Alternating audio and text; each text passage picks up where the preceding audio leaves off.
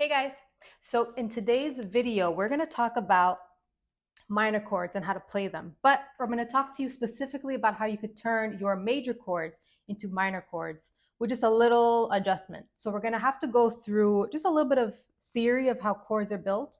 I'm not going to go too into detail about it. I'll make a separate video kind of going more into detail about how exactly chords are built and all the theory behind that. But we're going to go over just a little bit just so you understand what you're doing and why. This is going to be a bit of a part 2 to the other video I did about the cage system, just because we're using those same shapes. So it's not a bad idea to watch that first, but you don't have to. So let's just get into it. Okay, so the shapes that we're going to be using from the cage system is going to be the A shape, the E shape, and the D shape. We're not going to use the C or G shape just because those ones are a little bit impractical. It's a bit impractical to turn those into minor chords. I'll show you why, but let's just get into it. So let's start with the A shape, right? So the notes that make up a chord are going to be the first, third, and fifth note degrees in any given scale, right? So we need to know where those are in the chords. Our first, third, and fifth notes in the chord are going to be right here. This is your fifth degree, that is your first degree, and that is your third degree. So the difference between a major chord and a minor chord is the flattened third, right? So if we want to turn this chord into a minor chord, we have to flatten the third. So what does that mean? We have to bring it down 1/2 step. So you could also play it like this. It might be a little bit easier visually to see. So if you want to flatten this note, you have to bring it down, right? And maintain these two notes up here. So this A major now becomes A minor. And that same rule is going to apply when you bring it up the fretboard with the cage system, right? So if we bring it up here, the notes are the same, the degrees are the same. So you're going to have your fifth degree here, your first degree here, and your third degree here. So that would be your D major chord, right? Because our index is on the D note up here. If we're going to flatten this third,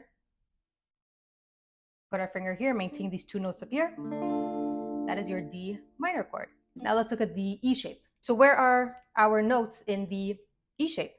Well, it's the same as in the A shape. So you have your fifth up here, you have your first here, and you have your third here. So now if we want to flatten our third to make it a minor chord, we have to take our third, which is down here, right, and flatten it. So that just means if we're flattening it up in this position, that just means we are playing it as an open note. So your E major now becomes an E minor. And again, that same rule is going to apply when you bring it forward. So here we are. This is our E shape. We're playing the A chord, right? Because our index is on the A note up here. So this is your A major. If we're flattening our third, which is here, we're bringing it down to here, right? Which is already covered by our finger that's barring, right? So all we have to do is lift this finger and you have your A minor. Now onto our D shape. And it's easy because the note degrees in the E, A, and D shape are the same. So just like this one was 5, 1, 3, this is 5, 1, 3. This is also 5, 1, 3. So this is your fifth degree. This is your first degree. This is your third degree. So this one is the one we are going to flatten. So we're bringing this one down here, right? So we're flattening the third. And we're going to maintain this note the same way. So we're just moving our fingers a little bit. And that is your D minor. So same rule is going to apply when you bring it up. So if we bring it up to any random fret, this is our G major. Now we're going to flatten our third, right? We're going to bring this one down, flatten it, keep this note the same. And now that is our G minor. So I'll show you the minors of the C shape and the G shape. They're not super useful, in my opinion, or super practical, just because they're a little bit kind of awkward to play, but I'll show them to you anyways. So that's your C shape, right? It's also the C chord, but we're in the C shape. So where are our note degrees in this shape? Well, it's going to be your 1 is right here, your third is right here, and your fifth in this shape is this open string, right? Your G string. And this is your 1 again, right? So you have your 1, 3, and 5. So we have to flatten our third, right, to make it a minor chord. So we have to take this note here and flatten it down a half step. So you could kind of see how that is a bit awkward to play if you have to bring this note down. But you could alter it slightly when you bring it up down the fretboard. So let's take any random fret here. So we have to flatten this note right here, right? So what could we do? Well, all we really need to play a chord is 3 notes, right? You need the first, third, and fifth degree. What we could do, we could just eliminate this one here, right? Since we already have another one. We have a 1 degree down here. And we'll just have to kind of switch it a little bit just so we could play it. So now this is going to be your third. This is going to be your 1. And your fifth is right here because this is your D note, right? Since we're in a G chord, our fifth degree of the G chord is a D chord. And when you play this chord, you'd only play the 3 strings of the notes that you're playing, right? Just these 3 here. So this is your G major. This is your G minor.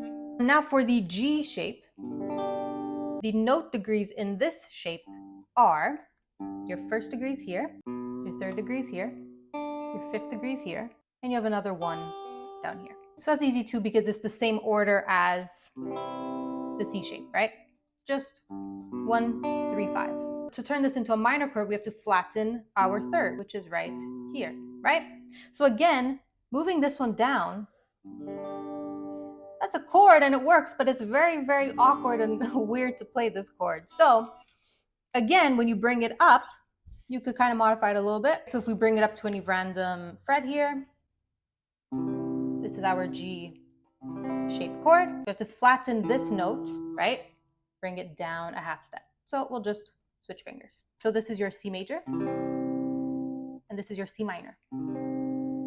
So now let's just quickly review kind of the shapes and how we turn them into minor chords. So for our E shape, we're flattening our third, which is here.